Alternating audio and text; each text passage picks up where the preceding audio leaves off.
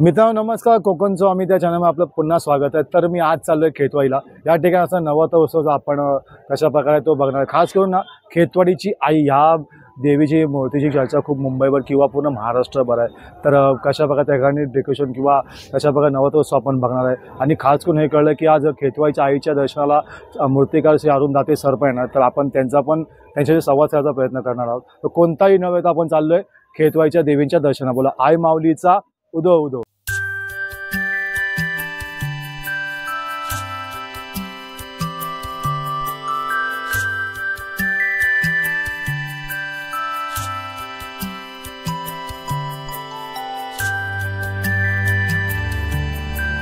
मित्रांनो गॅन्ट्रो स्टेशन आपण 10 मिनिटं चालल्यावर आपण 10 मिनिटात खेतवाडीमध्ये पोहोचणार आहे खेतवाडीच्या देवीच्या दर्शनासाठी।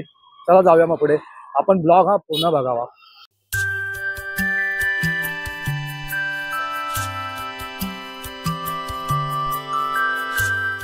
मित्रांनो आपण सर्वप्रथम खेतवाडीच्या 12वी गल्लीमध्ये चालते। पण खेतवाडीची आई त्या मूर्तीची चर्चा पूर्ण मुंबईवर किंवा महाराष्ट्रभर आहे। तर चला आतमध्ये जाऊन खेतवाडीच्या आईचं दर्शन घेऊया। चला आतमध्ये जाऊया।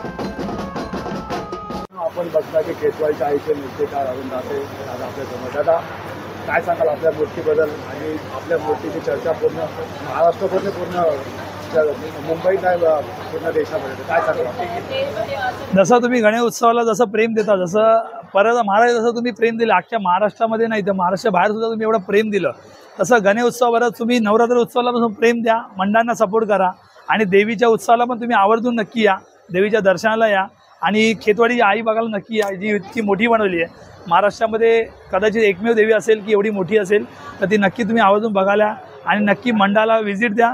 आणि जो तुमचा प्रेम आहे तो असंच कायम राहू दे आपल्या उत्सवावरती आणि आपल्या गणेश उत्सवावरती, आपल्या नवरात्रोत्सवावरती असं तुमचं प्रेम राहू द्या आणि तुमच्या लोकांची एकजुटी राहू दे, एक संघट राहू दे, एवढंच मला म्हणू इच्छितो। आणि जेव्हा मूर्तिकार आणि जेव्हा मंडळ जेव्हा सपोर्ट करतात, आपलं सण उत्सव करतात, त्यांना प्रत्येक वेळेला तुम्ही सपोर्ट करा आणि त्यांना समोर जाऊन तुम्ही अभिनंदन करा। त्यामुळे तुमचं हे अभिनंदन मी धन्यवाद करतो।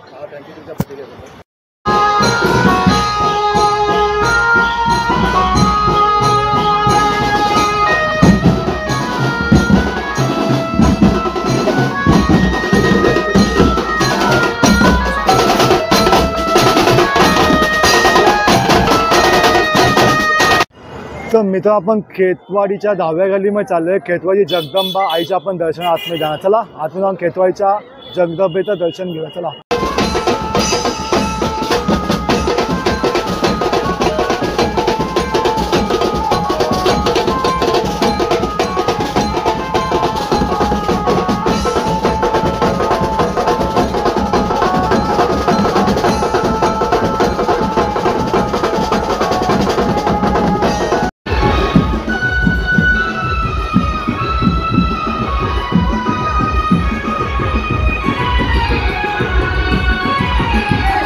मित्रांनो मी खेतवाडीच्या 9व्या गल्लीमध्ये उभा आहे। तर खेतवाडीची आदिशक्ती 9व्या गल्लीमध्ये आहे। तर आपण त्या देवीचं जाऊन दर्शन घेऊया। चला आतमध्ये जाऊन मंडपामध्ये जाऊन देवीचं दर्शन घेऊया।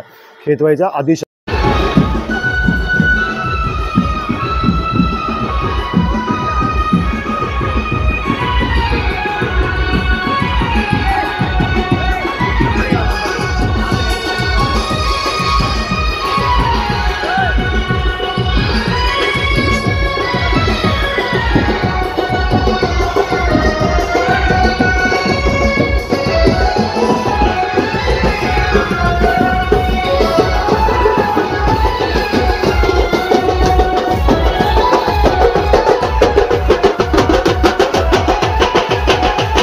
बघता खेतवाळीची आई भवानी आपण मंडपामध्ये उभा आहे.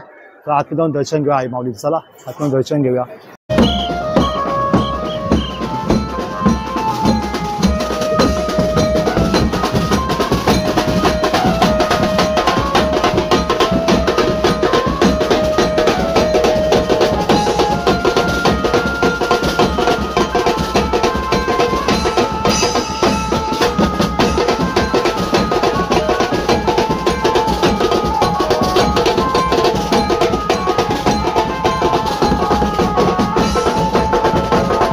तर मित्रांनो, हा होता खेतवाईचा नवरात्र उत्सव तसेच देवींचं दर्शन.